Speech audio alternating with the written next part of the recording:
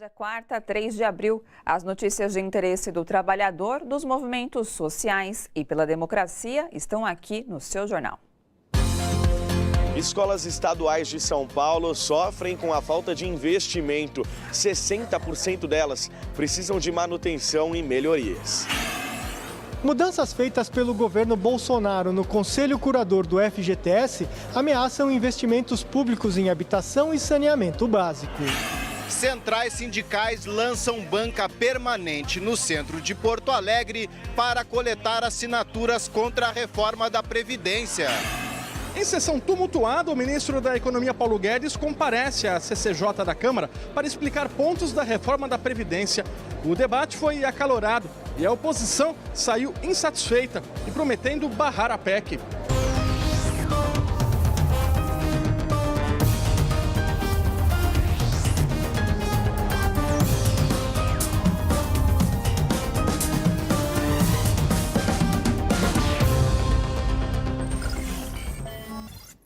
Nos últimos 12 meses, 3 governadores passaram pelo estado de São Paulo.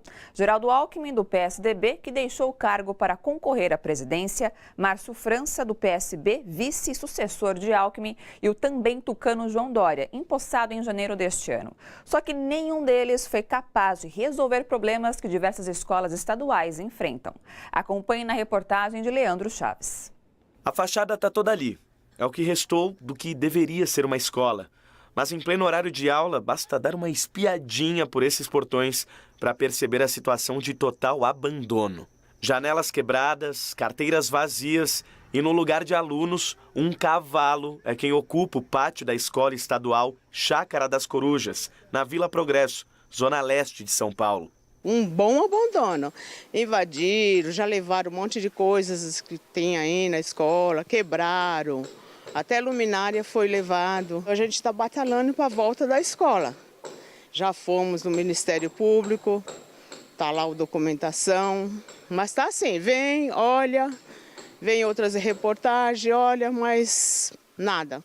Do outro lado da cidade, na Zona Oeste, este é o estado da quadra de esportes da escola Professor Adolfo Trípoli. Há mais de um ano, o muro cedeu e até agora nada foi feito. O muro da quadra cedeu durante uma chuva, não tinha criança no momento, essa quadra foi isolada e desde então as crianças estão sofrendo com isso e até nós mesmos pais. Semana passada, 2 semanas atrás, as crianças tiveram aula com revezamento, 3 dias por semana. Tinha 6 salas e 2 dias por semana tinha mais 6 salas, pelo fato da escola estar com um vazamento no telhado também. E durante esse tempo, o muro da quadra cedeu mais um pouco, além do que ele cedeu em março de 2018. Problemas como esses são recorrentes em todo o estado de São Paulo.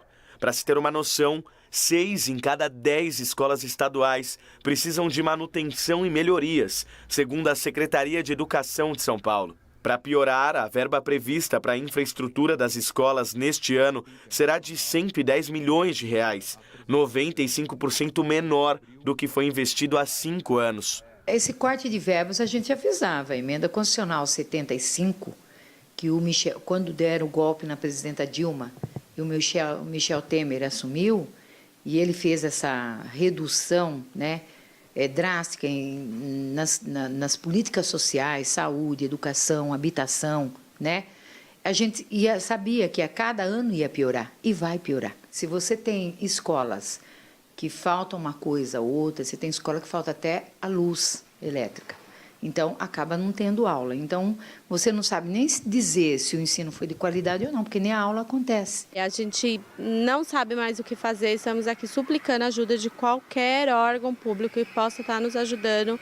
O meu filho não vem para a escola dia de chuva, a insegurança é grande, fico com o coração na mão apertado, não vê na hora de chegar o horário de eu pegar ele na escola. Diante do cenário de descaso e abandono, uma frente parlamentar será criada na Assembleia Legislativa para apurar os problemas. Há uma frente parlamentar, né, que foi criada ontem pelo deputado Emílio e eu, né, que é para exatamente trabalhar com essa questão de infraestrutura nas escolas, né? Embora a questão educacional não tenha só essa face. Essa é a linha mestra do PSDB, né, que é exatamente ir deteriorando para, né, privatizar. Isso é política do PSDB e nós temos que enfrentá-las. Nós entramos em contato com a Secretaria Estadual de Educação, mas não obtivemos retorno. E a Câmara de Vereadores do Rio aprovou na tarde de terça-feira a abertura do processo de impeachment do prefeito Marcelo Crivella. A reportagem é de Viviane Nascimento.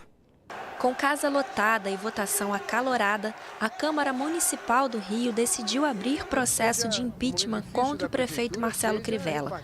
Por 35 votos a 14, os vereadores acataram a denúncia feita por um fiscal da Secretaria de Fazenda, que aponta crime de responsabilidade na renovação de contratos de mobiliários urbanos em dezembro de 2018. De acordo com a denúncia, as empresas tiveram 20 anos para explorar o serviço de publicidade nos mobiliários urbanos e depois esses materiais pertenceriam ao município. No entanto, uma emenda da prefeitura renovou essa concessão sem licitação. Prorroga-se uma concessão de 20 anos que não poderia ser prorrogada. Né? Inclusive as empresas que tiveram seus contratos prorrogados sequer pagaram os valores anteriores contratados, foram multadas, não pagaram as multas, né? O contrato de concessão era válido por 20 anos, eles prorrogaram por mais 20 anos sem autorização legislativa para isso. Então, uma série de irregularidades graves. O resultado da votação mostra um momento de fragilidade do governo. Este foi o 5º pedido de impeachment que chegou à Câmara em menos de um ano, mas o primeiro que recebeu votação maciça até da base de Crivella. O que significa isso? Significa, na verdade, o retrato da fragilidade de um governo que está de costas para a sociedade carioca. Um governo que tenta se explicar, que tenta se colocar, mas não tem diálogo. E, portanto, não tem diálogo com a sociedade, não tem diálogo com a Câmara Municipal, não tem diálogo entre as secretarias, então é um desgoverno só. Uma comissão com 3 vereadores foi formada para conduzir o processo e apresentar um relatório a ser votado em plenário em até 90 dias. Um dos nomes dessa comissão, no entanto, está sendo questionado. O vereador Paulo Messina foi, até bem pouco tempo, chefe da Casa Civil de Crivella. Pela Casa Civil passam praticamente todos os processos, principalmente os processos que evidenciam e que são objeto da denúncia do servidor, né, da Secretaria de Fazenda. Já temos a confirmação que um dos processos passou por lá quando ele era chefe da Casa Civil. Então, nós entendemos que se ele estivesse lá ainda como secretário, esta comissão deveria chamá-lo. Então, não faz sentido, não é aceitável que ele, que era governo, que deveria, no caso, ser, no mínimo, partícipe de toda essa situação, faça parte desta comissão. Os vereadores divergem também quanto ao modo de escolha do novo prefeito no caso de afastamento de Crivella. Um grupo quer mudar a lei orgânica do município e realizar eleições indiretas. Outro defende o voto popular. Nós queremos, na verdade, que seja feita uma plena investigação para poder, no final, colocar para fora o Crivella. E aí dar o direito de uma nova eleição, que a população seja ouvida, que ela vá votar democraticamente e não simplesmente 51 vereadores para poder tentar eleger o futuro prefeito dessa cidade. No final de março, o governo Bolsonaro publicou o decreto reestruturando o Conselho Curador do FGTS. A medida retira da Caixa a participação no Conselho e reduz pela metade o número de representantes de entidades sindicais. A medida coloca em risco a finalidade do fundo criado para proteger o trabalhador. Veja na reportagem de Jô Miyagi. O Conselho Curador do FGTS, Fundo de Garantia por Tempo de Serviço, é responsável pela aprovação dos projetos que serão contemplados com o dinheiro do fundo. Para Cláudio da Silva Gomes, membro do Conselho, reduzir a participação dos trabalhadores é um retrocesso para os interesses da classe. Nós já tivemos isso no passado, foi motivo de várias complicações que teve, de fraude, de banco que quebrava e desaparecia os recursos dos trabalhadores. Então, para nós é um retrocesso muito grande se de fato ocorrer isso da Caixa ser retirada aí como gestora financeira exclusiva do recurso do fundo. O FGTS é um dos grandes responsáveis pelo investimento público no Brasil. Por ano, 3 milhões e 500 mil empregos diretos são gerados com obras organizadas pelo fundo. Em 2017, último dado disponível, o FGTS investiu 59 bilhões de reais em habitação, 4 bilhões em saneamento básico e 228 milhões em infraestrutura. Isso deixa de ser prioridade e vira prioridade investimento e ganhar em juros para banqueiro. Então prevalece o interesse do banqueiro e não da população.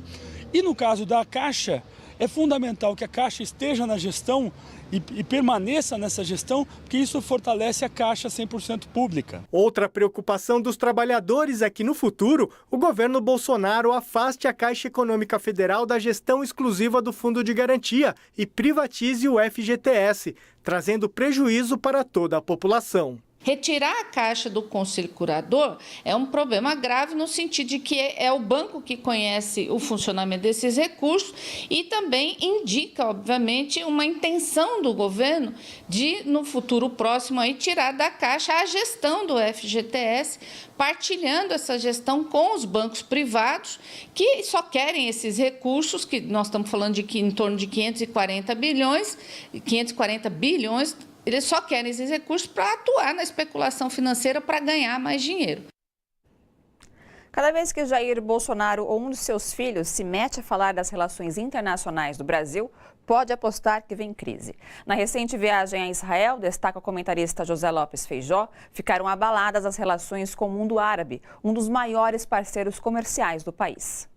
As relações exteriores do governo Jair Bolsonaro já agridem quase 70% da balança comercial brasileira com o mundo. Ora são as declarações do ministro da Economia, Paulo Guedes, sobre o Mercosul e a China, ora as declarações do ministro do Meio Ambiente sobre a França, as reiteradas intervenções do ministro das Relações Exteriores, Ernesto Araújo, que viram piada mundo afora. Jair Bolsonaro e a sua família também dão a sua contribuição para este desastre. O México está pedindo explicações ao embaixador brasileiro sobre as declarações de Jair Bolsonaro numa entrevista à Fox News quando de sua visita aos Estados Unidos, aonde classificou os imigrantes que vão para os Estados Unidos como pessoas mal intencionadas, ofendendo todos os imigrantes, inclusive os brasileiros. Jair Bolsonaro está criando um incidente diplomático com o povo palestino e com o povo do mundo árabe. A sua promessa de transferir a embaixada do Brasil de Tel Aviv para Jerusalém é um enorme problema. Agora, vendo que isto pode ser extremamente danoso, anunciou a construção de um escritório comercial, o que não se justifica. Jerusalém está a 70 quilômetros de Tel Aviv. Não tem nenhum sentido isso, mas serviu para manter a ofensa aos países árabes e desagradar ao povo israelense que ele queria agradar. É assim que segue a política exterior de Jair Bolsonaro. Por uma postura extremamente ideologizada, de extrema direita e ultraliberal, o Brasil arrisca-se a pagar um preço na sua economia com o mundo e nas suas relações diplomáticas muito pesado. O governo de Jair Bolsonaro está se revelando no comportamento com o mundo um verdadeiro desastre. E um desastre que vai custar ao povo brasileiro milhões de empregos e enorme prejuízo na balança comercial. No ano passado, o Brasil exportou para os países árabes mais de 14 bilhões de dólares e para Israel pouco mais de 320 milhões. E para falar mais sobre as relações internacionais do governo Bolsonaro, eu converso agora com o presidente da Associação Islâmica de São Paulo, Mohamed El Kadri. Boa noite, Mohamed. Seja muito bem-vindo aqui no seu jornal. Obrigado, boa noite. Tudo bom? Bom, Mohamed, para quem está em casa, também conseguir compreender um pouco mais, gostaria que você explicasse por que os muçulmanos eles não concordam com a abertura, no caso dessa abertura de uma embaixada, até mesmo do escritório, em Jerusalém. É que, na verdade, é assim, Jerusalém é a terceira mais importante cidade para os muçulmanos. Sim. Então, ela tem uma profunda importância para nós.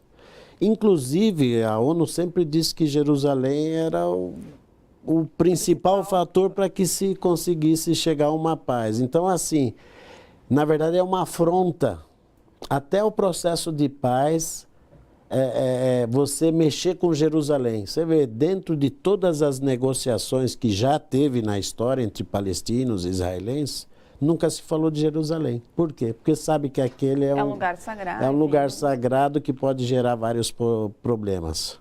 E para que mexer nisso, então, né? Pois é.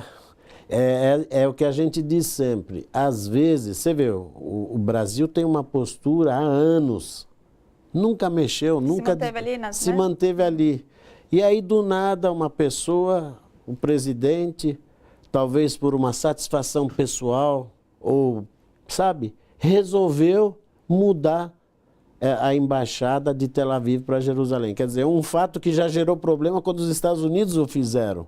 A gente tem exemplo dos Estados Unidos, Sim. Guatemala. Guatemala, então assim, alguns recuaram. Paraguai, né? Paraguai recuou. Por quê? Porque se você quer a paz, você não pode mexer na questão crucial desse entendimento de paz. E foi isso que ele fez. E, Mohamed, como que você avalia, então? Ele não falou nada da embaixada até o momento, mas seria um passo, o primeiro passo, no caso dessa mudança desse escritório para Jerusalém? Você acredita que futuramente a embaixada possa vir a ir para Israel? Eu até acredito que por ele teria mudado mesmo. Mas como o governo tem um outro olhar diferente do olhar dele, completamente diferente do olhar dele, está vendo que realmente pode trazer problemas, talvez que não sejam remediáveis lá para frente. Então, assim, o escritório foi para não dizer um não para Israel, não dizer um sim para os árabes que vai mudar e ficar naquela... É isso. Mas vai. Então, mas só que aí, eu acho que o problema foi maior ainda. Desagradou o israelense, desagradou os árabes, desagradou a todo mundo. Quer dizer, é uma loucura essa questão de mexer com essa questão de Jerusalém nesse momento. Não precisava. Bom, Mohamed, além da preocupação que a gente tem na questão do mercado de carnes, né, e o efeito que isso pode trazer futuramente, talvez uma retaliação, comercialmente falando, você acredita que isso pode afetar o Brasil em outras maneiras a curto e médio prazo? Olha, a curto prazo eu acho que o resultado político já está afetando. A médio prazo, se fala muito da carne e do frango, mas tem o açúcar tem sim. Vários produtos. O último levantamento já consta algo em torno de 20 bilhões, essa relação comercial. Então, quando você vê uma pessoa que não está predisposta a ver o interesse do Brasil, por um interesse pessoal, um capricho... Um caprichozinho, Um caprichozinho. Porque eu falei que ia mudar e eu vou mudar. Vamos mudar aos poucos, né? Vamos fazer o escritório. Pois é, agora vamos fazer o escritório, mas assim, eu acho que esse efeito dominó ele vai acontecer com os países árabes e os países islâmicos. Porque nós temos os países islâmicos que também têm uma grande relação comercial com o Brasil. E aí os amigos dos países árabes, isso é um efeito que você não consegue dimensionar. Pode ser uma tragédia econômica, a gente não sabe. A gente aumentou ali há pouco 14 bilhões, em torno de 14 bilhões de reais. E aí os empregos, porque para você criar condições para vender o abate halal do frango e da carne de boi, você tem que fazer uma planta nova. Você tem que contratar funcionários especializados. Porque é um abate, só para quem está em casa entender, é um abatimento, ele é diferente, é um diferencial. Sim, ele é diferente, tem suas próprias regras. Então, assim, tudo isso, porque a gente está falando só da questão comercial, vai perder, mas espera aí. E as pessoas que trabalham nos frigoríficos? Já existe muito desemprego no Brasil. Nós podemos ter uma onda de desemprego que não dá para calcular, diretos e os indiretos. Então é um absurdo, é um absurdo. De todos os lados que você olha, você não consegue ver um fator positivo para essa posição. A gente só não consegue chegar ao negativo, infelizmente. Infelizmente. Bom, a gente viu também há pouco essa questão de que, às vezes, o Bolsonaro e até os filhos dele fazem declarações e atos desastrosos. Nós vimos aí a viagem que ele fez aos Estados Unidos, estivemos no Chile e agora em Israel. Como que você avalia, Mohamed, a agenda internacional do governo Bolsonaro? Eu diria que desde a criação da República, foi o maior desastre diplomático que já aconteceu no país. Um desastre diplomático. Só para citar mais um exemplo dessa ida para Israel, o ministro de Relações Exteriores diz que o Holocausto, o nazismo, é de esquerda. E aí o presidente, não se conformando, que lá está escrito que o nazismo é uma coisa... Não, ele continuou a afirmar. Olha que barbárie. Nós não merecemos isso. O povo brasileiro não merece isso. O Brasil não merece essa imagem. Aliás, essa tragédia é tão grande, a gente não consegue dimensionar. Mas você vê os jornais da França, da Alemanha, da Espanha, de Portugal. Batendo, sabe? Não entendendo o que essa pessoa, nessa ignorância diplomática, nessa ignorância administrativa, está fazendo. E aí eles perguntam para a gente como é que vocês colocaram essa pessoa como presidente do país. Para comandar um país? Então, assim, é muito difícil, é uma situação muito difícil para nós. E mais uma declaração do filho, né, de Bolsonaro sobre a questão do Hamas. Eu tenho a lamentar, porque a pessoa não sabe nem o que está falando. O Hamas que se exploda. Alguém falou para ele, é melhor você tirar, não cria isso aí. Olha a ignorância da pessoa que não sabe nem o que se passa. Você vê, o presidente tira a foto com a camiseta do Exército de Israel, que todo dia massacra palestinos, e o filho dá uma declaração dessa. Desastroso mesmo. Desastroso, uma catástrofe total, infelizmente. Infelizmente. Mohamed, obrigada, viu, pela sua participação aqui, suas explicações. Seja sempre bem-vindo. Eu que agradeço, muito obrigado pela oportunidade. Até uma próxima. E depois do intervalo, Paulo Guedes defende a reforma da Previdência, mas não convence. Você vai ver já já.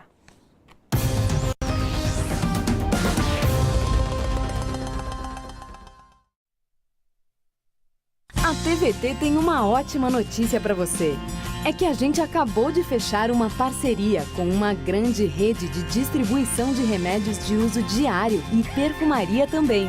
E o melhor, preços que cabem no seu bolso e comodidade. É só fazer o seu pedido pelo site bomparatodos.net ou no WhatsApp, que em pouquíssimo tempo tudo chega na sua casa, rapidinho. É bom para você, é bom para todos. Parceria tem nome, bomparatodos.net.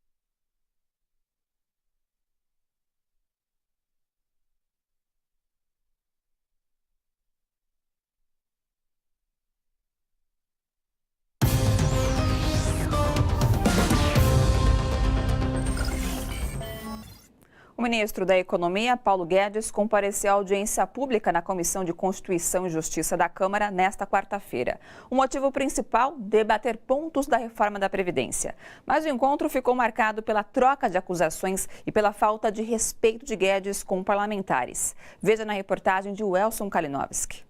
Uma sessão marcada pela ironia do ministro da Economia, Paulo Guedes. Na hora que você falar, eu vou falar também, viu? Vou falar na hora que você falar.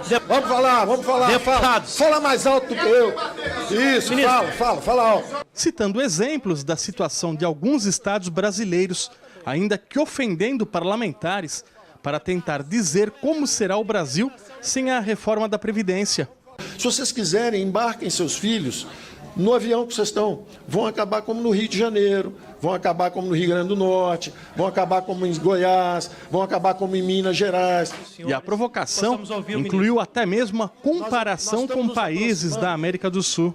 Chile, 26 mil dólares de renda per capita, quase o dobro do Brasil. Acho que a Venezuela está melhor, viu? Deputados. Acho que a Venezuela está melhor. Venezuela está bem melhor. A audiência na Comissão de Constituição e Justiça da Câmara, em que Guedes foi convidado a explicar pontos da proposta de emenda constitucional da reforma, começou com um clima tenso e precisou da intervenção do presidente do colegiado.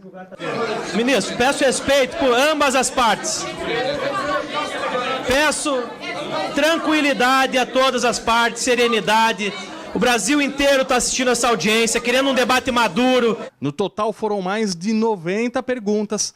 Parlamentares governistas defendendo a PEC.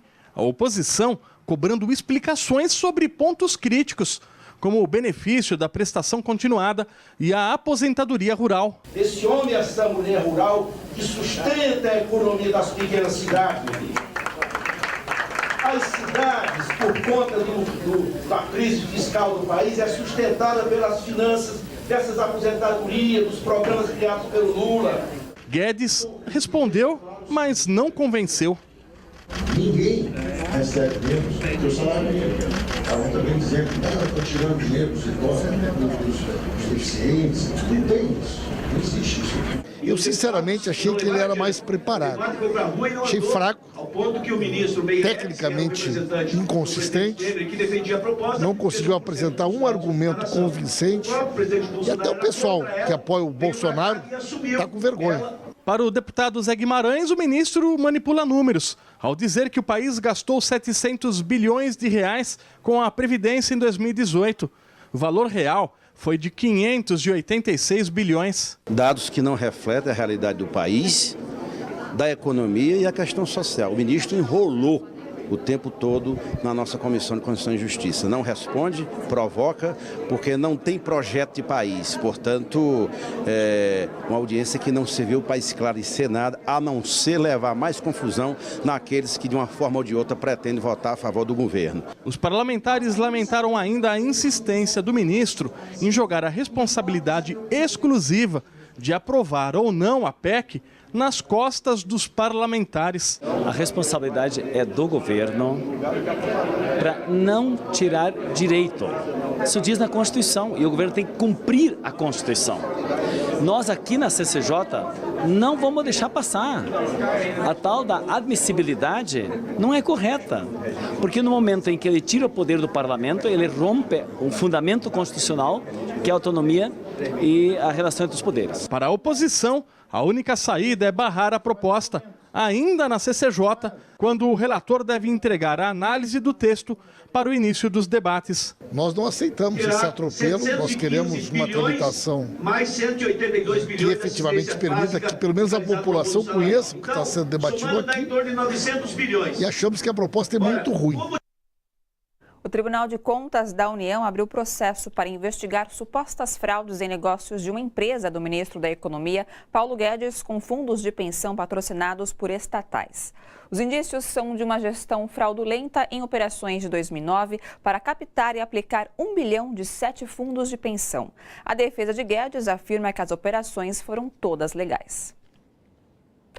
10 centrais sindicais lançaram nesta quarta-feira, no centro de Porto Alegre, uma banca permanente para coletar assinaturas contra a reforma da Previdência. A reportagem é de Guilherme Oliveira. Ao meio-dia, horário de grande circulação no Largo Glênio Pérez, foi lançado o abaixo-assinado contrário à reforma da Previdência. Em menos de uma hora, dezenas de pessoas já haviam parado para assinar. Eu acho bem importante essa mobilização, chamar aqui o povo bem no centro de Porto Alegre. Eu pago, estou com 56 anos, com 60 eu pretendo me aposentar, eu pretendo. Agora, com toda essa mudança, se isso for aprovado, talvez eu não venha me aposentar. Futuramente, aquilo que eu vou ter, eu coloquei ali. E quem vai ter acesso àquilo vão ser os bancos que vão fazendo uso daquele dinheiro ao longo desses anos todos. Quer dizer, e que segurança que eu tenho para o futuro, que segurança as próximas gerações terão. A banca deve permanecer no centro de Porto Alegre em regime de revezamento entre as centrais sindicais até o dia da votação da reforma da Previdência. Essas assinaturas, as centrais sindicais que pretende ainda se juntar com as igrejas progressistas comprometidas com o povo brasileiro, a OAB. A destinação é exatamente o Congresso Nacional, porque nós queremos que o Congresso Nacional, os deputados e senadores, tenham condições de avaliar o voto que eles vão fazer, o prejuízo que eles vão causar à população brasileira e também saber que se eles votarão a favor dessa proposta, eles terão os seus mandatos comprometidos numa próxima eleição. Eu tenho um filho de 30 anos. Se isso for aprovado, ele vai se aposentar com 80. E meus netos? Então isso não pode ir para frente. Não dá. Vai só prejudicar nós. Mais de 900 mil recém-nascidos morrem a cada ano por causa da sujeira em hospitais e centros médicos onde nascem. É o que apontam relatórios publicados conjuntamente hoje pela Organização Mundial da Saúde e pelo Unicef, o Fundo das Nações Unidas para a Infância. Os relatórios indicam que 1 de cada 4 instalações médicas não tem água corrente ou sofre com acesso limitado a ela, o que prejudica o atendimento de 2 bilhões de pessoas. 1 de cada 5 centros estudados não tem banheiros adequados, o que afeta 1,5 bilhão de pessoas. E 1 em cada 6 não tem lugar para que médicos e pacientes possam lavar as mãos.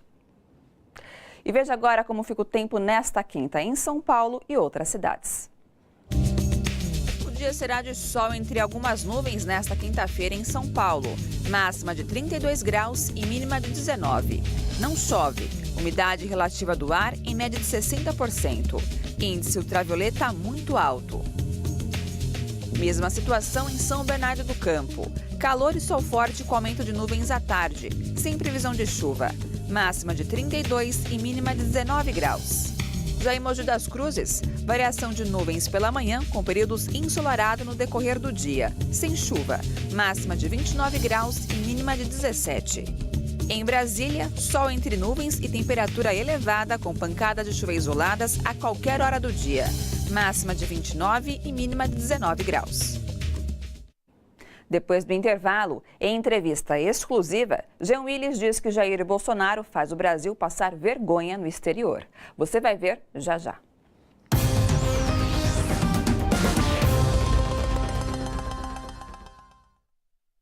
A TVT tem uma ótima notícia para você. É que a gente acabou de fechar uma parceria com uma grande rede de distribuição de remédios de uso diário e perfumaria também. E o melhor, preços que cabem no seu bolso e comodidade. É só fazer o seu pedido pelo site bomparatodos.net ou no WhatsApp, que em pouquíssimo tempo tudo chega na sua casa, rapidinho. É bom para você, é bom para todos. Parceria tem nome, bomparatodos.net. Olá pessoal, uma excelente noite a todos que nos acompanham e vamos aos comentários. Eu li o da Maria Lopes Pinheiro e ela escreveu: a ignorância desse Jair Bolsonaro está afundando o Brasil em todas as instâncias. O Jeová Campos: esse Paulo Guedes não tem o menor respeito. E a Sônia Panassi: o povo não está nos planos do governo. E a Soraya Calisto participou escrevendo: que absurdo o desmonte das políticas públicas. E o José César Pereira: todos contra a reforma da Previdência chilena piorada no Brasil. Daqui a pouco eu volto com mais comentários, não saiam daí.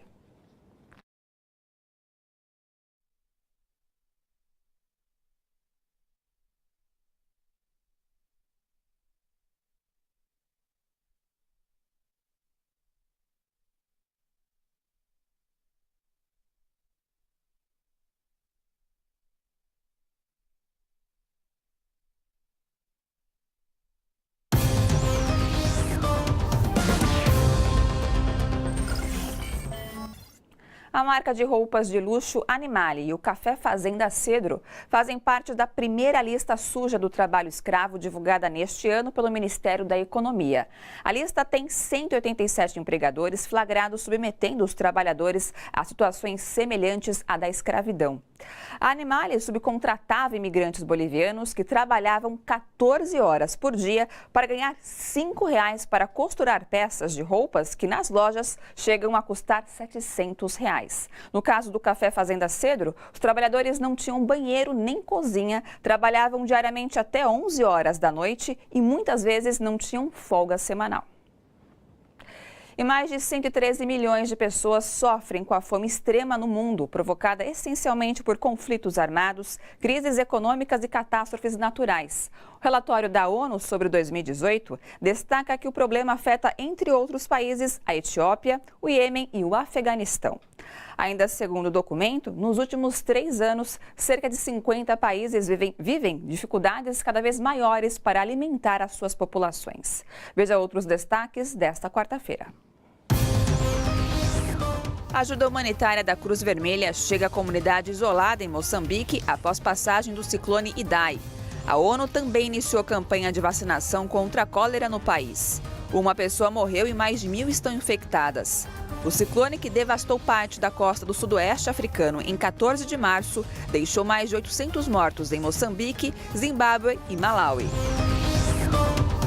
Chicago elege sua primeira prefeita negra e lésbica. Lori Lightfoot, ex-promotora federal, venceu Toni Preckwinkle, também afro-americana, por 74% a 26% dos votos. Durante a campanha, Lightfoot prometeu livrar a prefeitura da corrupção e ajudar as pessoas de baixa renda e da classe trabalhadora. A posse de Lori será em 20 de maio. Abdelaziz Bouteflika renuncia ao cargo de presidente da Argélia. A decisão do mandatário, no poder há 20 anos, ocorreu após os inúmeros protestos contra o seu governo. Bouteflika deverá ser substituído pelo presidente do Conselho da Nação, o equivalente ao Senado. Ele ocupará interinamente o cargo pelo prazo de 90 dias, até que novas eleições sejam realizadas.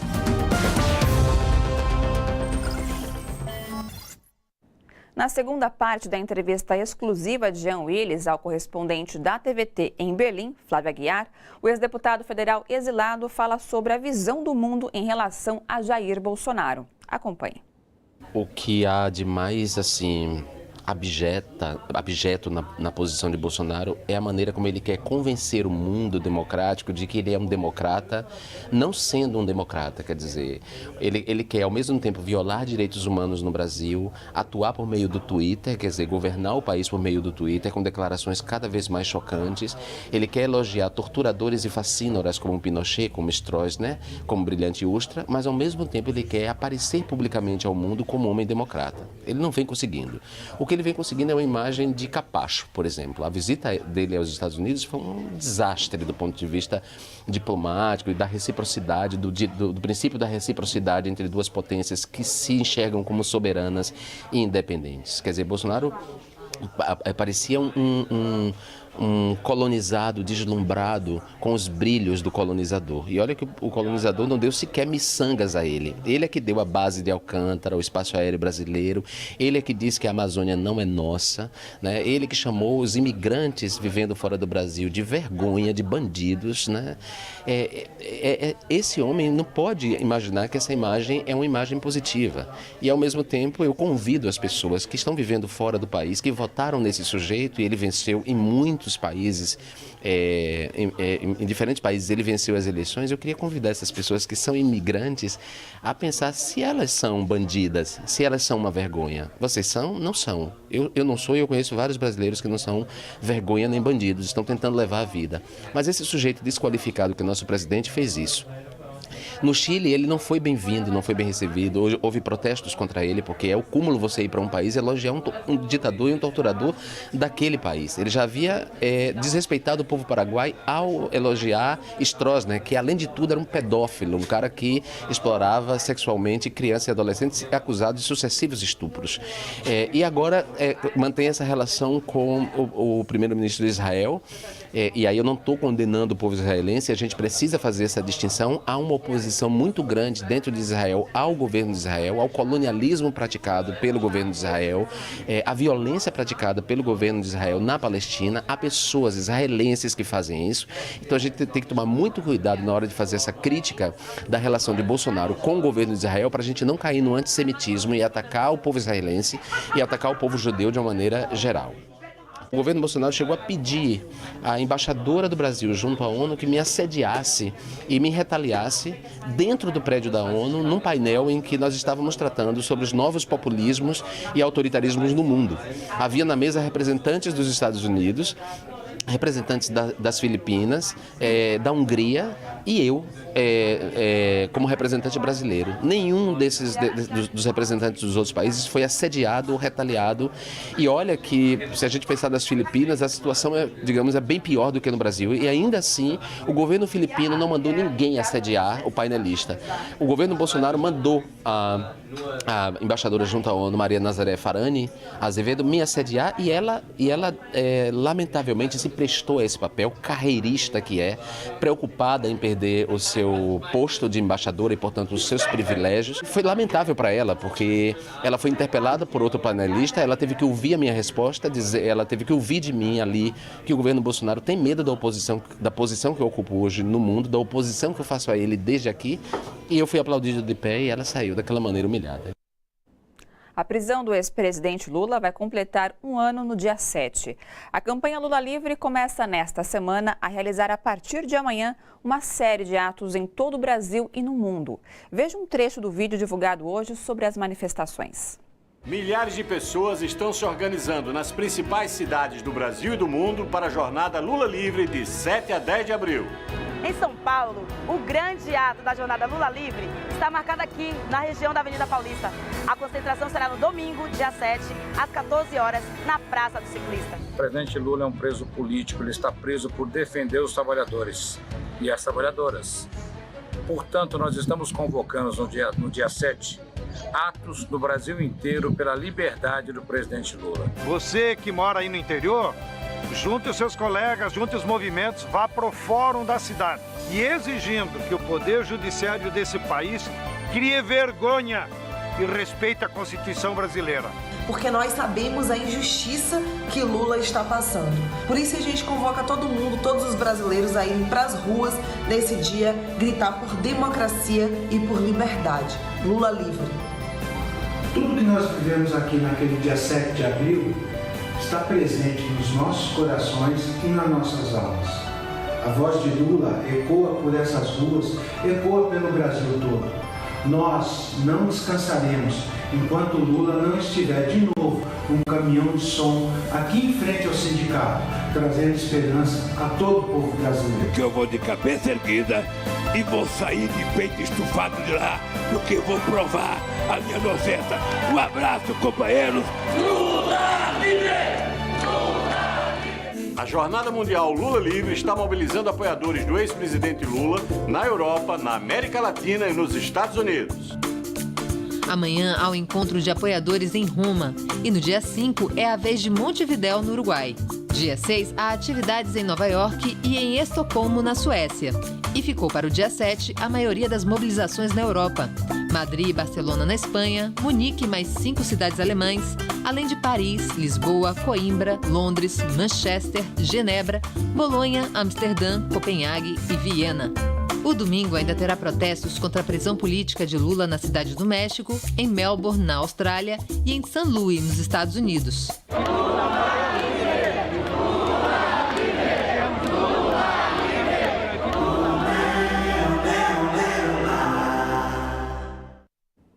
E a partir desta quinta-feira, você começa o dia bem informado aqui na TVT.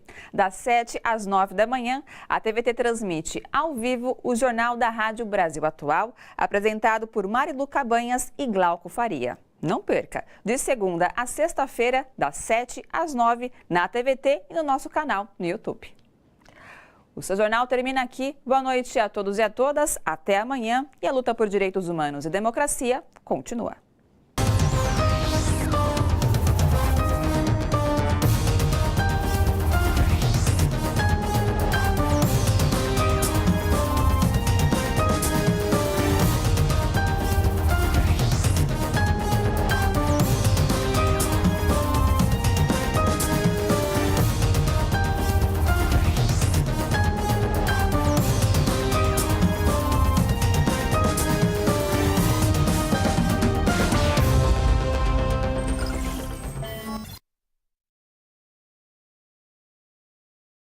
Pessoal das redes sociais, o jornal já terminou, mas os seus comentários ainda não. Vou ler o da Rosana Lopes. Pelo consumo mínimo e consciente, boicote às empresas exploradoras e golpistas. A Lívia Mara Malaquias. Paulo Guedes ficou nervoso e atacou os deputados que o questionavam porque sabe que a sua proposta de previdência é horrível e quer fazer passar à força. Eu agradeço a todos mais uma vez pelos comentários, pela companhia e não se esqueçam, amanhã a partir das 7 da noite temos mais notícias, informações e, claro, seus comentários aqui no seu jornal. E também não esqueça que amanhã, cedinho, vocês podem estar bem informados com o Jornal da Rádio Brasil Atual. Boa noite a todos, até amanhã, beijo grande.